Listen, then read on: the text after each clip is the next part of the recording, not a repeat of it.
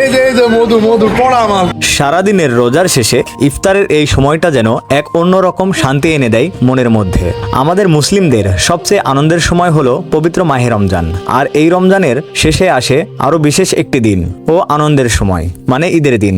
ইফতারের আগের এই ব্যস্ততা আর নানা ধরনের খাবারের ঘ্রাণে মন জুড়িয়ে যায়। আরো ভালো লাগে সবাই খাবার সামনে নিয়ে বসে সুমধুর আজানের ধ্বনির জন্য অপেক্ষা করা, আর একসাথে এতজন ইফতার করার মজাই আলাদা। প্রতি বছরে আমরা ছোটখাটো ইফতার আয়োজন করে থাকি, তবে এবছরে আমাদের হামিদুল চাচা আয়োজনটি করেছেন।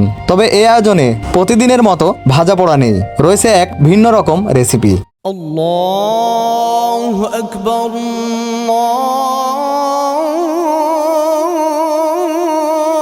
আল্লাহু আকবার। ছোটবেলার সেই কথাগুলো আজ মনে পড়ে যায়। সেহেরির সময় মা ডাকতো না, তবুও ঠিক সময় মতো ঘুম ভেঙে যেত।